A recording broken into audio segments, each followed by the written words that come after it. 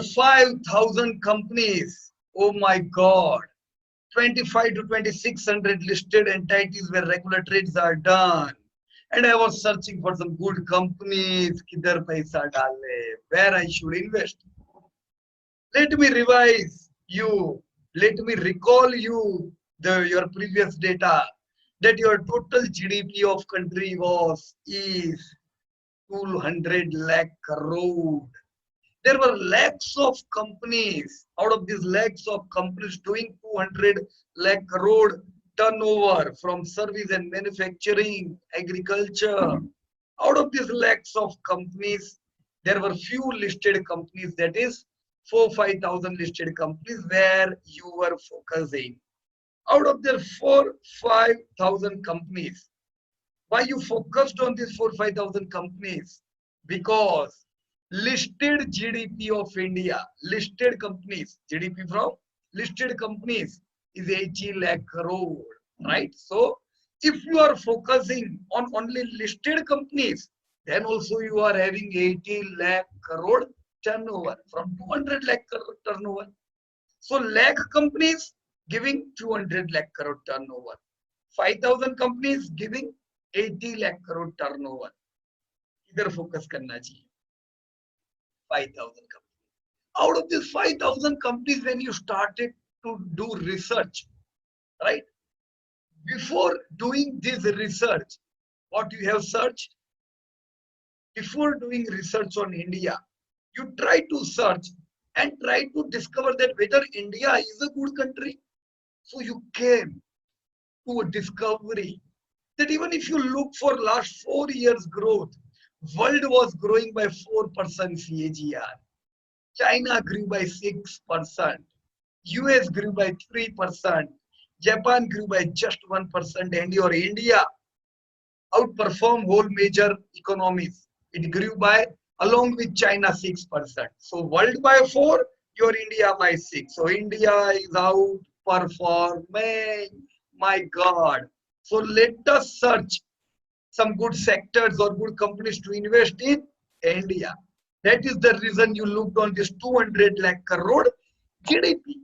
So you know that today's 200 lakh GDP is 500 lakh GDP of tomorrow. 500 lakh crore GDP of tomorrow. You know that your country is growing. So where to invest?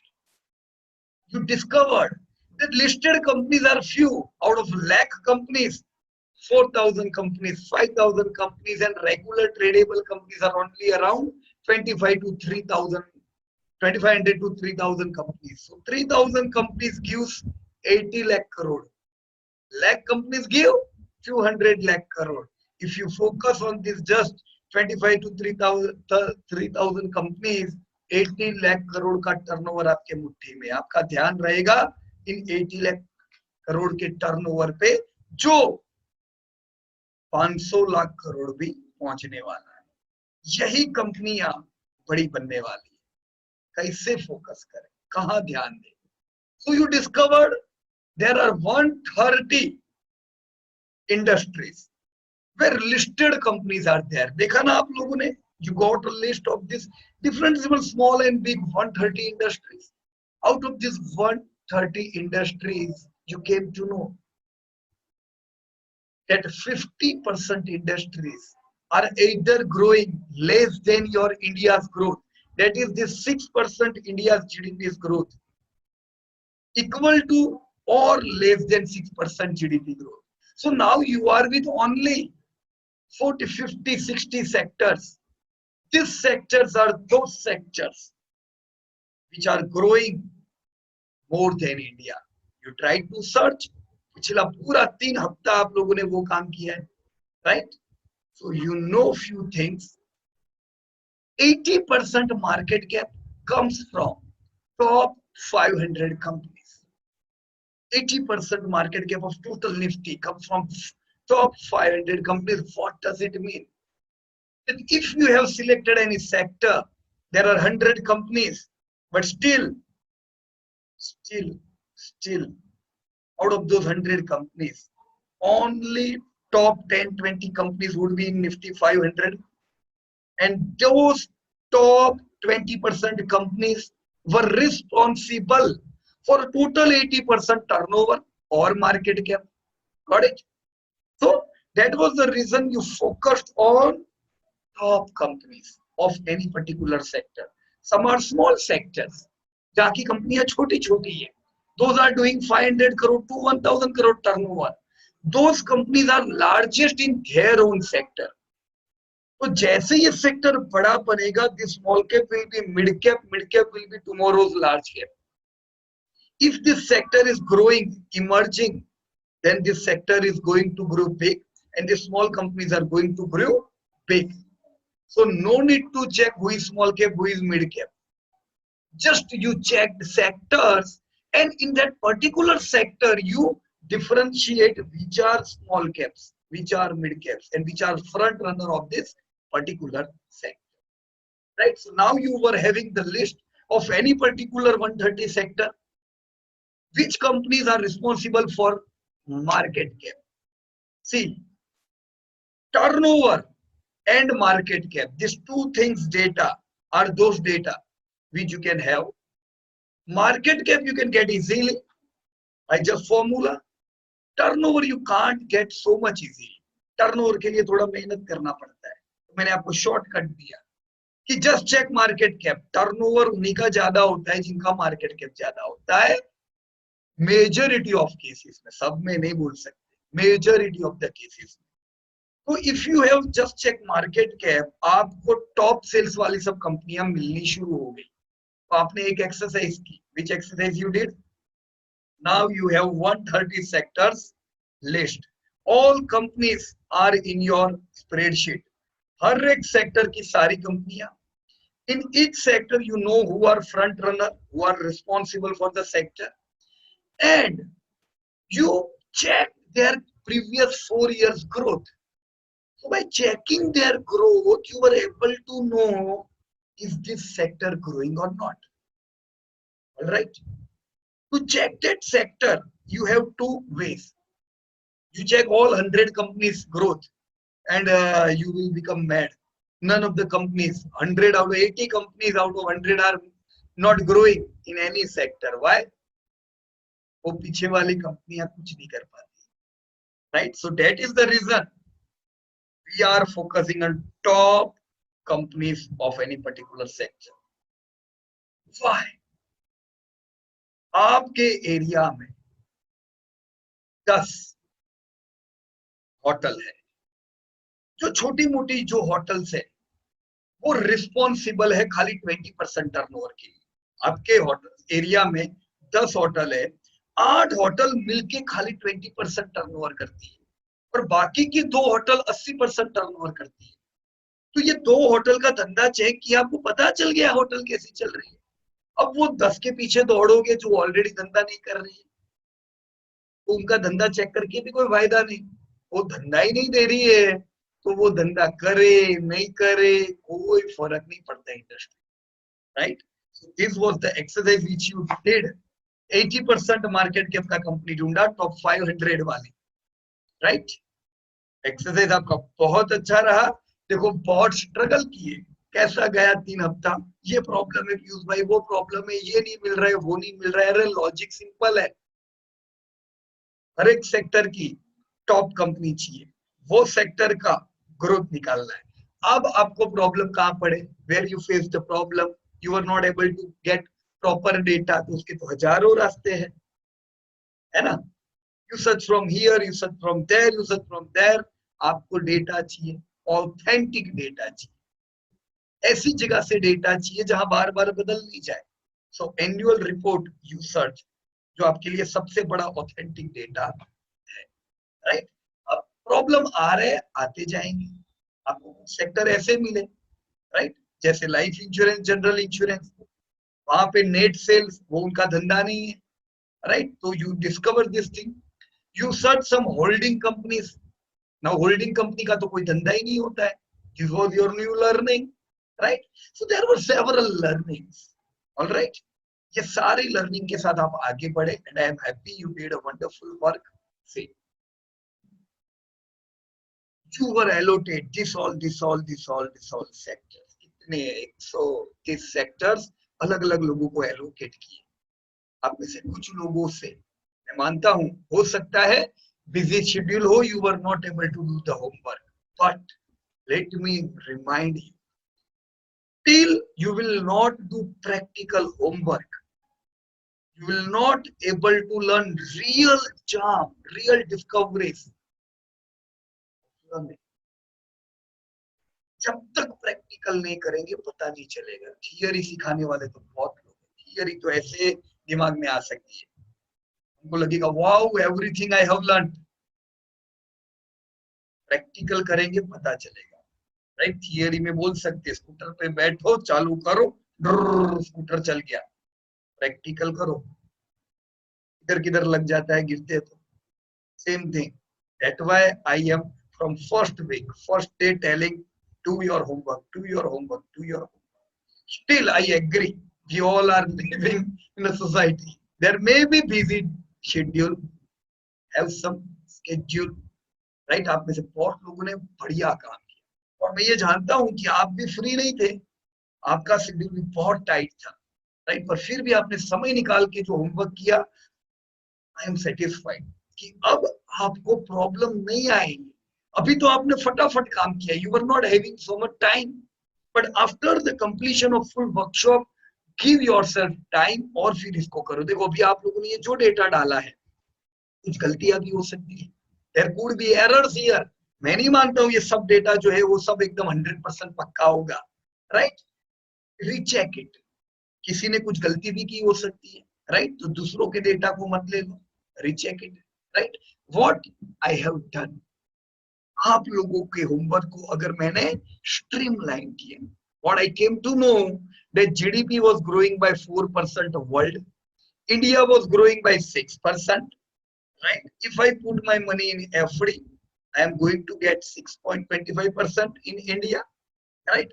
Same thing in Japan. Japan में FD का rate कितना है वो तो आपको पता ही है, right? है ना? क्यों? They are not having growth. India growth कर रहा है, इंडिया में रेट हाई भी है.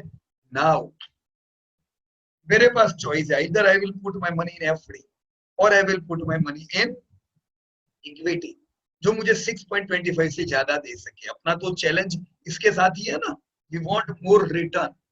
सो let me show you your table. Here is your table. Here is your screen. I hope you are able to see, right? This was the data which we just discussed. All right. This was the data of world. Now let me come to your data, which you all have searched. अच्छा मेहनत किया आप लोगों. You came to discovery that if you differentiate India in 3 sectors, demanding sector, average sector, decaying sector, then if you combine your demanding sectors are growing by 13%. Your average, these are demanding sector which are growing by 13%. So if I will put my money in demanding sector of India, I am going to get 13%.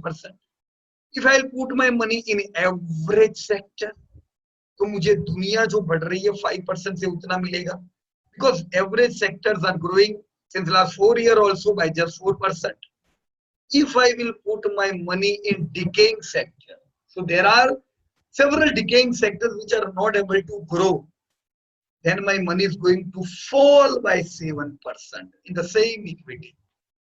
इससे तो अच्छा है FD में डालो, 7% तो मिलेगा, right or wrong? If you are putting money in those companies which are not able to grow their business, it's better to invest in fixed deposit which are at least going to give you 7%, right? So now you have 3 industries: demanding growing by 13%, average by 4%, and decaying by 7%, right? Demanding industry में आपके कौन आते हैं? ये as per your data. I will not tell that your data is 100% perfect. इसको और सुधरेगा.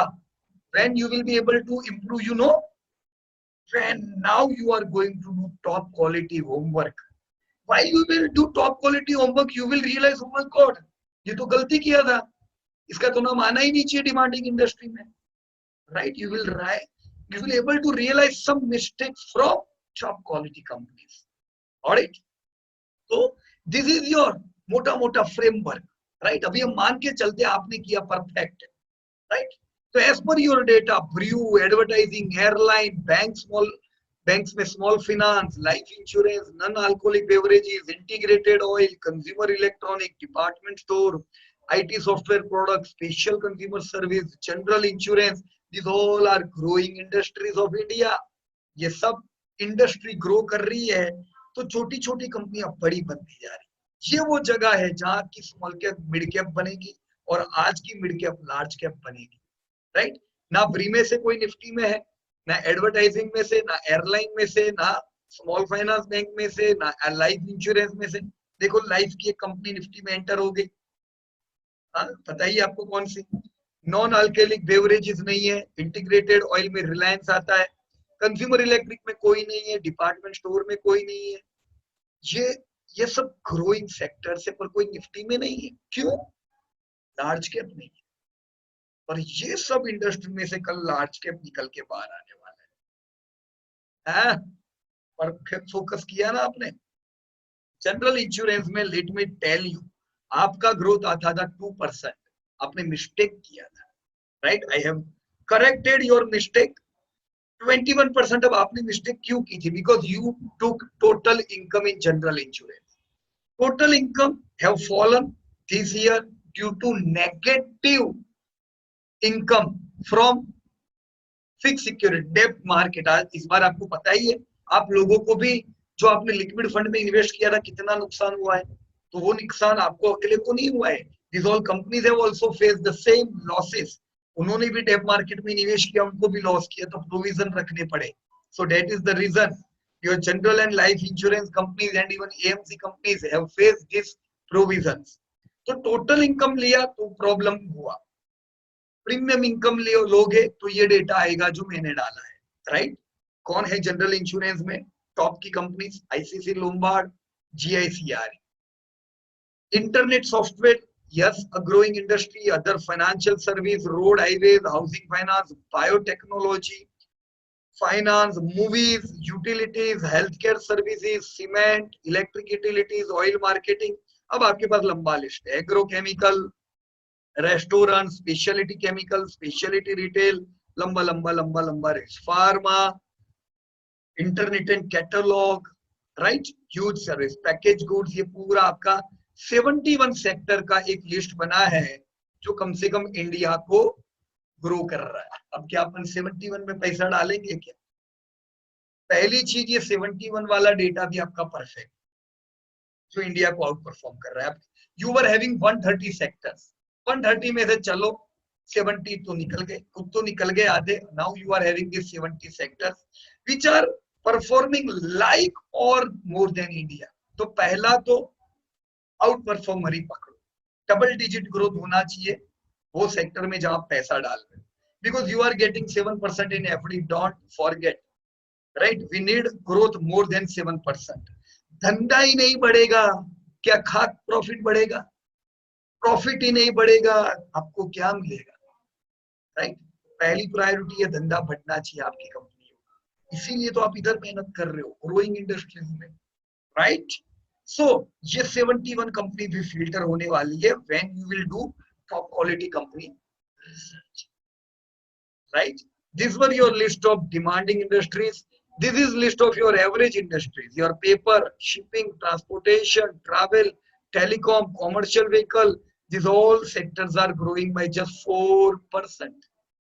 Average है, खराब नहीं है, but it is growing by average. दुनिया के मुकाबले average है, बराबर है।